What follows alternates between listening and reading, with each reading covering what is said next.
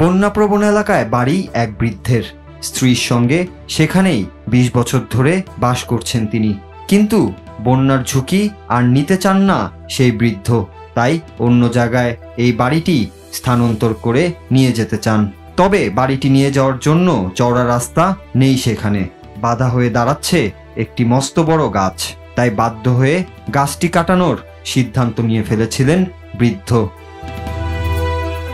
কিন্তু গাছ কাটাতে গিয়েই বৃদ্ধের জীবনে নেমে এলো ঘোর বিপদ। গাছটি কাটার সময় হুড়মুড় করে ভেঙে পড়ল সেই বাড়ির ছাদে। সেই ভারে বাড়িটিও ধসে পড়ল তাসের ঘরের মতো। সম্প্রতি সামাজিক মাধ্যমে এমনই একটি ভিডিও ছড়িয়ে পড়েছে। সেই ভিডিওটিতে দেখা যায় একটি গাছ কাটার পর তা হেলে পড়ল একটি বাড়ির দিকে। বাড়ির ছাদে হুড়মুড় করে ভেঙে পড়ল গাছটি। বাড়ির ছাদটিও ভেঙে পড়ে গেল মুহূর্তেই। ঘটনাটি ঘটেছে ২৩ জুন কানাডার কিউবেকে। গাছ কাটার ফলে যে বাড়িটি ভেঙে পড়েছে সেখানে সঙ্গিনীকে নিয়ে থাকতেন ৬৫ বছরের বৃদ্ধ ড্যানিয়েল ডেলিসল। ২০ বছর ধরে সেই বাড়িতেই ছিলেন তিনি। বন্যাপ্রবণ এলাকায় আর থাকতে চান না বলে অন্য জায়গায় বাড়িটি স্থানান্তরিত করার সিদ্ধান্ত নিয়েছিলেন।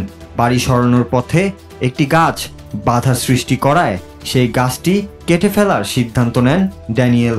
গাছটি কাটার সময় যেদিকে হেলে পড়ার কথা ছিল তার বিপরীত দিকে হেলে পড়তে শুরু করে এবং বৃদ্ধের বাড়ির উপর হুড়মুড়িয়ে ভেঙে পড়ে যায় বিশাল আকৃতির এই গাছটি।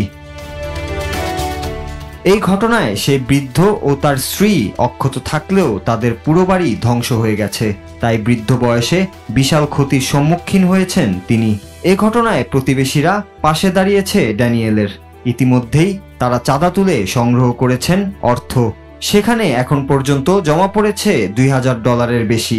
কাঙ্ক্ষিত অর্থ সংগ্রহের পরই শুরু হবে ড্যানিয়েলের নতুন বাড়ির নির্মাণ কাজ।